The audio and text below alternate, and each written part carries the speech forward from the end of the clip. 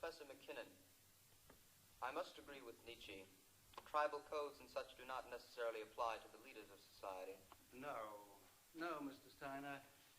I can't see where your friend Nietzsche's theories have any application at all here. Hammurabi, Moses, Solon, Justinian, they were all known as lawgivers. Actually, my question was whether Moses and the others felt that they themselves had to obey those laws. All men are bound by law, Mr. Steiner. And had Nietzsche been a lawyer instead of a German philosopher, he would have known that too. Are you going to tell me that Moses felt himself above the laws that he had laid down for his own people? Oh, I don't know, sir. He had a motley crew on his hands, and he had to get them through the desert somehow. Can you cite an example of any of these men who failed to respect the law or the rights of the individual?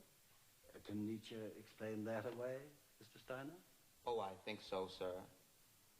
If you've read him, sir, you remember that he conceives the Superman as being detached from such human emotions as anger and greed and lust and the will to power. All completely beyond my comprehension, although apparently not yours or Nietzsche's. Perhaps my thinking is outmoded, but I still cling to the theory that if we were all super intellects, we would nevertheless evolve our own code of laws. No, super laws, sir. Well, an alien voice in our midst.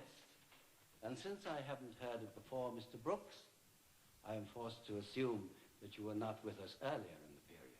Well, it's just an assumption, sir. It can't be admitted as evidence. Oh, very good, Mr. Brooks. You surprise me. But just for once, I shall take a leaf from Nietzsche's book, place myself above the law, and grade you accordingly. That will be all.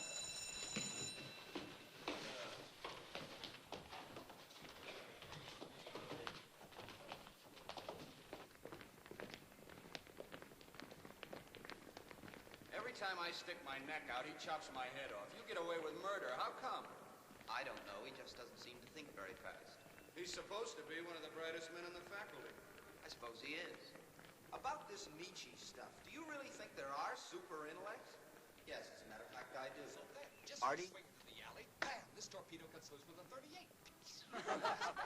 Oh, come on, Artie. Cut You think I'm kidding? All right, what do you think that is, huh? Well, it looks like a moth hole. Oh, no, Sid. He got that running whiskey in from Canada, just for the fun of it. Yeah, sure. Just for the You don't fun of believe it, huh? All right, I tell you what we'll do. We'll all go down there tomorrow night, the whole bunch of us, okay? The Four Deuces. Judd, you know the place, don't you? We're almost late now, Artie. All right, now, wait a minute. I got to get this set.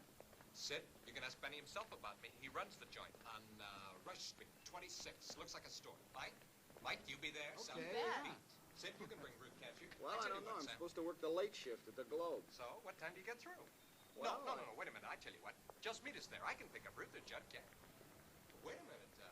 You know Ruthie Evans, don't you, Judd? Hello?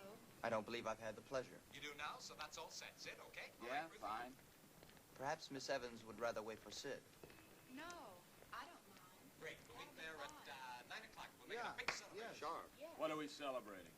Oh, little business deal we got kicking, huh, Judson? We'd better get going, Artie. Okay, what are you hanging around for?